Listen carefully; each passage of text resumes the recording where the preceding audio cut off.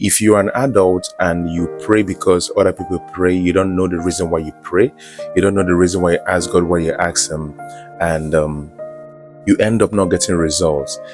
The problem isn't prayer. The problem is within you. The problem isn't God. The problem is you. The problem is not that God hates you, that God doesn't exist. The problem is you. I will tell you this categorically, tell you for free that most of the problems you think that you have today, that you think that it's only prayer that can answer it or can solve it, is a lie, a total lie. Life doesn't give you a problem that is actually more than you. Life is fair, but a lot of people do not actually see the essence of life. A lot of people actually see the essence of life from a different perspective, from people's perspective. You need to see life from your own very perspective. That is when you need to understand life. Life is very simple. I've actually checked a lot of people's problems, a lot of young people's problems, and I realized that a lot of young people's problems emanate from them not living their life, rather living other people's life. You drag problem come your way, it is suffer. Life comes with normal problems. Life comes with average problems that gives you that, challenges spirit to tackle other things. The reason why problems are there is because you coexist with other people. And since you coexist with other people, you need challenges to be able to handle so many people. Look at the problems. People do not pay attention. People do not pay attention to their own problems. People do not pay attention to the challenges. People do not pay attention to the hurdles. What they pay attention is prayer. The problem don't come, let's pray. That is totally absurd. You can never get the answer. God is not a merciful God when it comes to things you can actually do for yourself, and you're looking up to Him, expecting Him to answer a prayer, a request that you have the power. He has actually given you the power to do so. A lot of you who are actually employed today, most of the times your boss do not respond to you when you go to him for things that you can actually do in the office. In fact, if you go to that your boss for simple things you can actually do to warrant your sacking. Oh yeah, to warrant your sacking. Sometimes look deep into yourself, assess the problem, check it, understand the root cause of that very problem and tackle it from there.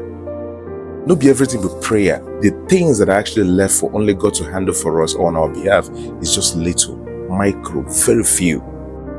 Almost 80% of the things that you think you can handle can be handled by you. This is the reason why when most Nigerians travel abroad, two things mostly happen. Mostly, I didn't say often, mostly happens. Is either they conclude that God has actually answered 90% of their problems, or they automatically turn atheists. Sometimes your problem stems from your location. At some point in your life, your location determines your success. At some point in your life, your location would determine how successful you will become. At some point in your life, location really matters. Secondly, the reason why your prayers are not being answered is because of your secular friends. God won't just appear to you and tell you need to disassociate from this person for you to grow. Your network will definitely determine your net worth in the future or now.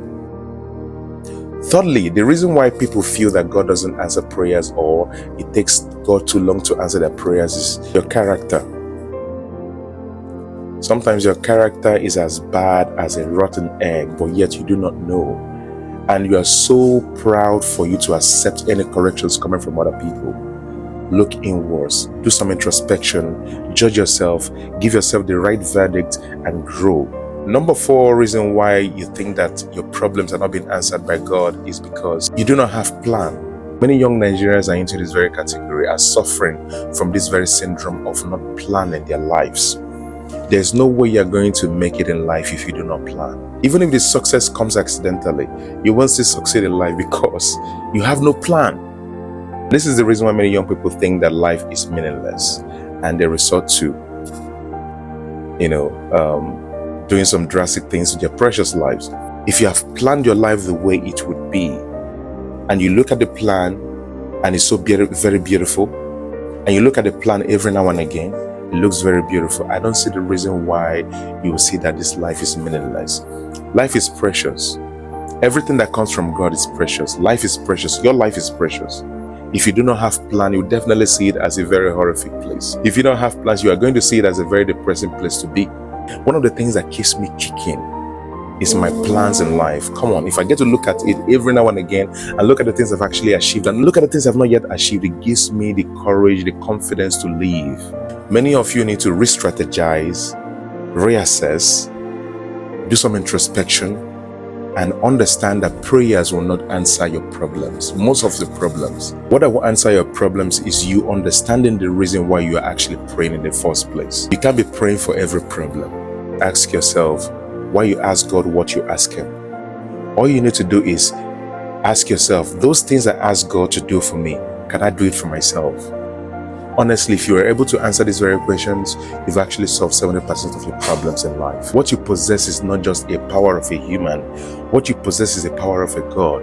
If you are able to pronounce words the way I do coherently, move your arms, do some gestures, reason, make money, do too many powerful things, do too many creative things, you are the only person who have the power to do all this.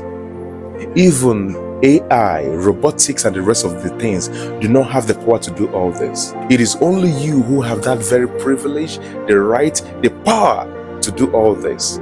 AI, robotics, machines, no matter how sophisticated it will be tomorrow, I can bet you that it would never compete or match up with the reasoning or the power of a human mind. It can never. Because all these robotics and machines are still the ideas of the human. They work under the command of a human. You are a micro God. You can solve your problems. Stop being a nuisance. Stop making God look like a stupid person. Stop constituting nuisance with Christianity and religion. I believe in God. I do. I believe in hierarchy. I believe there is a force. If I'm able to do all things that I'm doing today, if I'm able to determine my movement from now to tomorrow, if I'm able to think, create, modify, refine, you are a micro God, I am a micro God. God has actually given you the power. Stop messing things up. Reason, wake up and think. Do more of this. Express gratitude. Do the right thing. Do not hurt people. Think, be creative. Have a circle that is reasonable. Define your circle. Define your emotions. Understand the pattern you are actually working on. Have a goal. Have a plan. Look at the destination and make sure you get there. Life no pass like this.